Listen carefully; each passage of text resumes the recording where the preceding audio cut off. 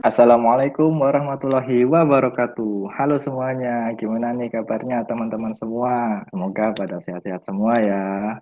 Jika ada yang kurang sehat, semoga lekas sembuh. Amin, amin, amin ya robbal alamin. Nah sebelumnya Ani mau eh, perkenalan diri dulu nih. Kenalin nama Ani Thoriqul Aziz Al-Fahri. Biasa dipanggil Thorik, asal dari Banyuwangi dari Fakultas Teknologi Pertanian. Nah, di sini Ani nggak sendiri nih. Jadi di sini Ani ditemenin sama Adimas dan Alutfi yang akan membahas mengenai eh, Idul Adha dan kurban di masa pandemi. Oke, kita sapa dulu mungkin ya Adimas sama Alutfi. Halo Adimas, Lutfi, Alutfi. Halo, assalamualaikum. Oke, pertama-tama Ani mau kenalan dulu nih sama ahli-ahli yang cakep ini asik. Mungkin Lutfi bisa perkenalan terlebih dahulu nih. Mungkin bisa disebutin kayak nama, asal, sama dari fakultas apa. Boleh itu silahkan. Baik, terima kasih ya. Sebelumnya, Assalamualaikum. Perkenalkan nama saya Muhammad Lutfi Zulhad Azizi. Saya berasal dari Sumatera Utara. Saya Fakultas Teknologi Pertanian Universitas Brawijaya Angkatan 2020. Oke, berarti Lutfi ini sama ya kayak aneh dari Fakultas Teknologi Pertanian, apalagi angkatan 2020. Berarti kita seangkatan ah. Kalau Dimas gimana? Perkenalkan, nama Ani Dimas Nugroho dari Fakultas Peternakan Angkatan 2019, asalnya sama seperti Alutfi dari Provinsi Sumatera Utara.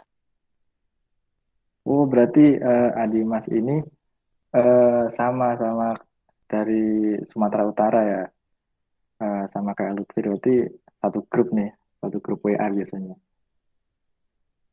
Oke, seperti yang kita ketahui ya di bulan Juli ini kan ada hari besar Islam, yaitu Hari Raya Idul Adha. Nah, eh, bincang-bincang soal Idul Adha nih, ini ada pertanyaan.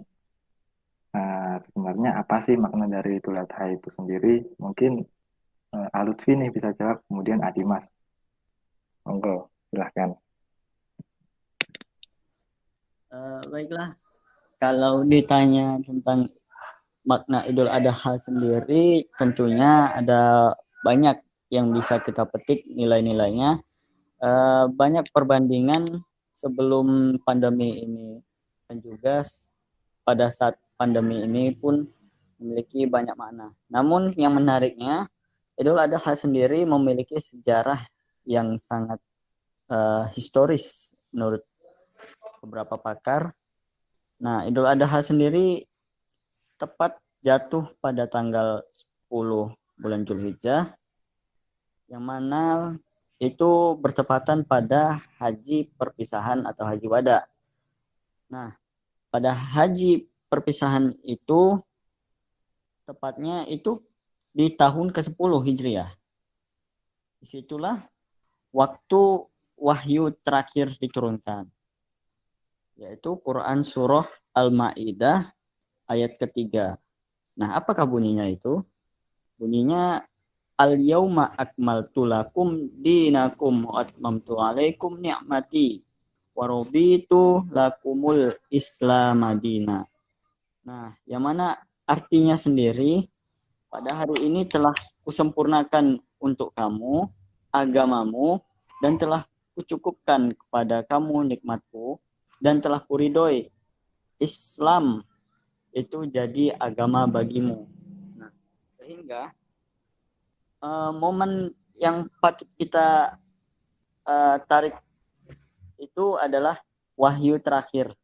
Wahyu terakhir inilah yang menjadi penanda awal Idul Adha.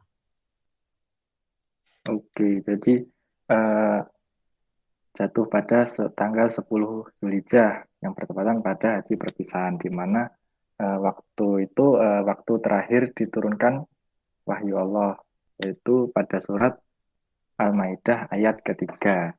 Nah, untuk Dimas mungkin ada jawaban lain, mungkin versi lain, silahkan.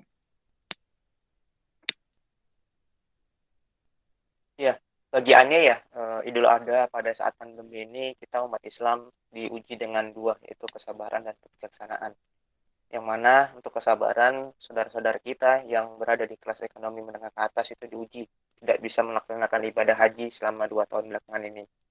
Dan yang kedua, saudara-saudara kita yang berada di kelas ekonomi menengah ke bawah itu diuji dengan keadaan ekonomi keluarganya yang dalam tanda kutip tidak sedang sehat gitu. Jadi dengan dua alasan tadi, dua bentuk kesabaran tadi, maka kita umat Islam dimohon kebijaksanaannya itu untuk kita yang berada pada kelas ekonomi menengah ke atas itu membantu saudara-saudara kita yang berada di kelas ekonomi ke bawah, karena mau bagaimanapun juga kita sebagai umat Islam harus tolong menolong. Baik, terima kasih Dimas atas jawabannya, Masya Allah sekali. Berarti intinya kita di masa pandemi ini kita baik kelas menengah ke atas maupun kelas menengah ke bawah itu diuji sama Allah. Karena tidak bisa menjalankan ibadah haji. Mungkin lanjut ke pertanyaan selanjutnya mengenai aturan pelaksanaan Idul Adha di masa PPKM kali ini. Karena kita tahu sendiri bahwa di masa PPKM kali ini di hari terakhirnya tanggal 20 Juli itu kan ada hari raya Idul Adha. Jadi pasti euforianya itu kayak meledak-ledak gitu. Nah, gimana sih aturan pelaksanaan Idul Adha di masa PPKM kali ini? Mungkin bisa dijawab oleh Alutfi. Silahkan. Baiklah, mengenai aturan pelaksanaan Idul Adha sendiri banyak tersebar, dari mana surat edarannya itu menjelaskan tidak hanya petunjuk teknis sholat Idul Adha saja, bahkan malam takbiran juga dan pelaksanaan kurban pada tahun ini. Karena pemberlakuan PPKM darurat. Nah, untuk sholat Idul Adha sendiri di beberapa kabupaten kota itu ditiadakan, yang mana kabupaten dan kotanya itu berzona merah yang pertama dan juga zona oranye. Nah, yang kemudian yang dapat melaksanakan sholat Idul Adha itu pada level asesmen 3 dan 4 diterapkan pembatasan PPKM itu di zona hijau dan zona kuning. Nah, tentu ada acuannya dari pemerintah daerah dan Satgas penanganan. Yang pertama, penanganan sholat Idul Adha yang diselenggarakan di masjid, musola atau lapangan itu totalnya hanya 30% dari kapasitas. Kemudian penyelenggaraannya pun harus selalu stay overwatch, selalu diawasi oleh pemerintah daerah dan Satgas sendiri. Di dalam sholat Idul Adha harus menyediakan itu pengukur suhu, hand sanitizer, dan hal lainnya yang mengenai prokes, program kesehatan. Untuk khotib sendiri dalam khutbah itu dibatasi menjadi maksimal 15 menit, menggunakan masker dan pelindung wajah. Untuk jamaahnya itu dibatasi umur 18 tahun hingga 59 tahun. Dalam kondisi sehat, tidak isolasi mandiri, tidak baru kembali dari luar kota, dan hanya warga setempat. Membawa perlengkapan sholat masing-masing, membawa masker rangkap sejak keluar rumah, menjaga kebersihan tangan, menghindari kontak fisik, dan tentunya menjaga jarak 1 meter. Mungkin itu dari saya, Torik. Terima kasih atas jawabannya. Mungkin bisa lanjut ya ke pertanyaan berikutnya. Bagaimana sih penerapan protokol kesehatan saat penyembelihan hewan kurban ini, apalagi di masa PPKM kali ini? Mungkin Dimas bisa menjawab pertanyaan yang satu ini. Ya, terima kasih Atorik. Jadi benar ya, pelaksanaan penyembelihan hewan kurban ini harus benar-benar diperhatikan protokol kesehatannya. Di tengah juga kondisi Indonesia yang saat ini penyebaran COVID-nya itu sangat masif. Jadi yang pertama bisa kita lakukan yaitu selalu memakai masker, menjaga jarak, dan juga mencuci tangan.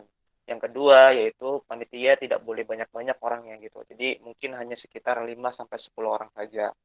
Dan yang ketiga yaitu penyembelihan dilakukan di tanah yang lapang. Jadi tidak dilakukan di tempat yang sempit ataupun di kanan kiri atau depan belakangnya itu terdapat bangunan. Jadi kalau bisa itu penyembelihannya di tanah yang lapang sehingga sirkulasi udaranya bebas gitu. Dan yang keempat ya sudah menjadi kebiasaan ya bagi masyarakat Indonesia, khususnya adik-adik kita, anak-anak kecil itu pada saat penyembelihan mereka tuh datang untuk melihat hewan-hewan yang akan disembelih. Maka dari itu karena dalam kondisi pandemi juga ya, maka panitia sebelum penyembelihan itu diumumkan kepada warga, jangan ada warga yang melihat proses penyembelihan. Dan yang kelima, itu daging-daging hasil sembelihan itu sebaiknya diantarkan ke rumah-rumah warga. Jadi bukan warga yang mengambil ini, jadi panitia yang mengantarkannya ke rumah-rumah warga agar tidak terjadi kerumunan di tempat penyembelihan. Dan yang keenam, apabila poin-poin di atas tadi tidak bisa terpenuhi, maka panitia bisa bekerja sama dengan pihak rumah pemotongan hewan. Yang pasti di rumah pemotongan hewan atau RPH ini prokesnya benar-benar terjaga.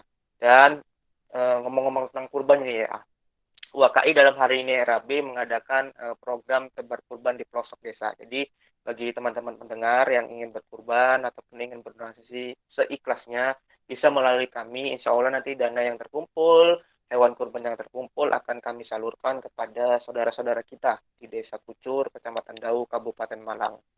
Begitu Terima kasih ya Dimas atas penjelasannya.